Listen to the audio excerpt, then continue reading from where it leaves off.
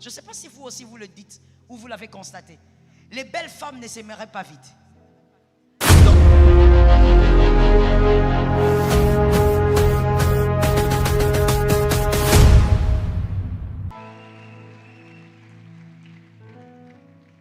Écoute quelque chose que les jeunes n'aiment pas entendre, ou même les célibataires.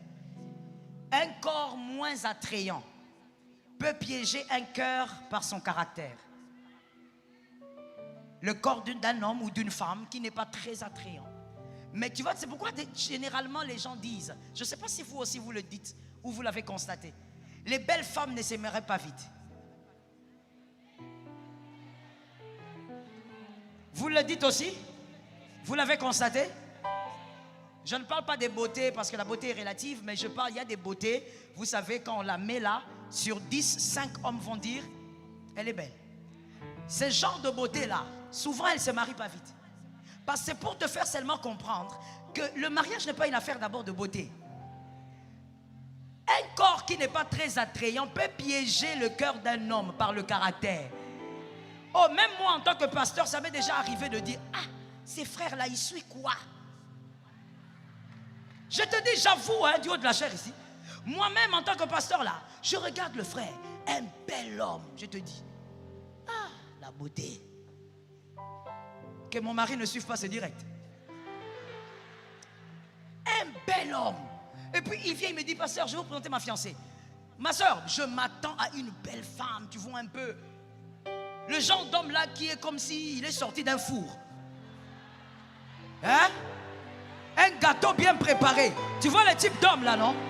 Ça veut dire quand tu les regardes, tu dis, oh, alléluia, Jésus est né, Jésus est ressuscité. Un bel homme. Ça veut dire pour voir les défauts, il faut bien regarder. Mais sinon, quand tu les regardes comme ça, 100%. Il m'amène la fille. Je te dis, j'étais assise au bureau. Moi-même, je fais.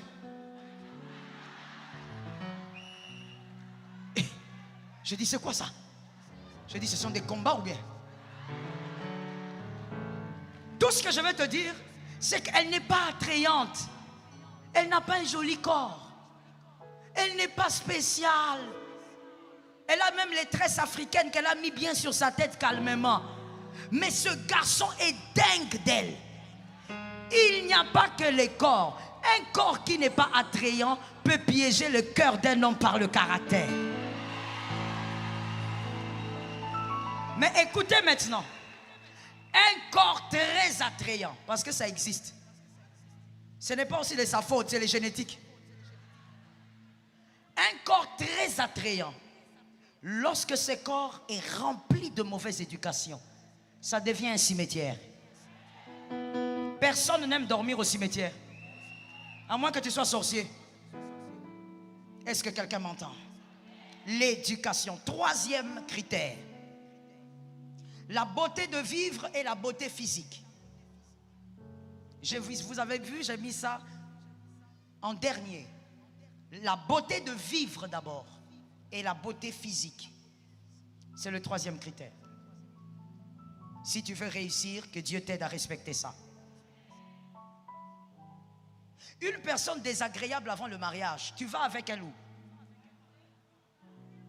Vous n'êtes même pas fiancé, proposant, mais vous vous disputez tous les jours. Tous les jours. Mais tu tiens à elle pourquoi? Qui t'a envoûté? Au nom de Jésus, sors du joug. Au nom de Jésus, sors de ce joug. Les célibataires, tu ne donnes pas un amen, j'arrête. Sors de ce joug-là. Vous savez, la beauté de vivre, hein, doit commencer avant le mariage. Et ça va continuer à l'intérieur. On n'est pas encore marié. Mais toi, attends, quand on est normalement quand on est fiancé, ou quand on est proposant, ou ajoute encore un autre terme que vous avez créé, quand on est avec son avenir. Lorsqu'il vient te voir, il t'accompagne, vous causez, et puis tu le réaccompagnes. Vous causez, et puis tu le réaccompagnes. Mais vous êtes seulement, je vous dis bien, vous êtes proposant ou fiancé. Mais quand vous êtes ensemble,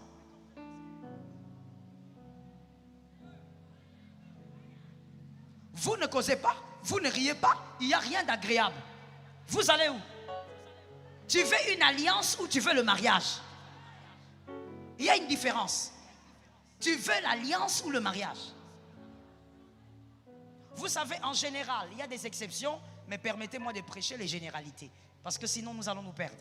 En général, la femme, elle aime un homme qui le fait rire. La femme, en général, la femme aime un homme qui est semi-humoriste.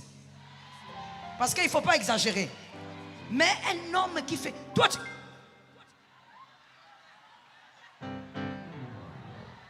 tu es un robot. Maintenant, toi, mademoiselle, tu as un gars comme ça. Tu es demoiselle, hein? Tu as un gars comme ça. Ça veut dire, lui, quand tu es avec lui, quand vous causez, ah, tu as vu comment c'était Fata? Qu'est-ce que tu en penses? Il te regarde. Tu épouses un général ou tu épouses son mari? Parce que même les généraux blaguent avec leurs femmes. Un homme qui te fait pas rire. Mademoiselle, tu es bien là-bas? Tu fais quoi avec? Parce que, écoute, le mariage a ses stress. Le mariage a ses réalités. Et dans le mariage, je t'ai toujours dit, c'est un lieu de... Au fait que tu dois payer les frais scolaires de ton fils à l'université. Donc tu as besoin de quelqu'un avec qui vous pouvez blaguer comme des amis.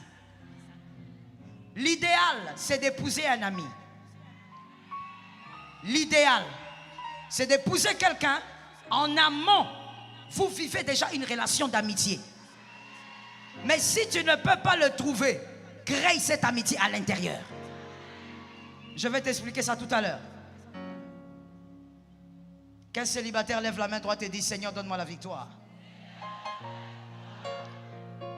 Toi, tu as un gars qui est comme un bois sec. Il ne rit pas, il n'a pas de blague, il ne fait rien. Quand tu lui dis, chérie, blague un peu s'il te plaît. D'accord, je vais essayer de blaguer. Écoute, hein, ça c'est ton mari qui te répond. Ou non, c'est pas le mari, c'est le fiancé.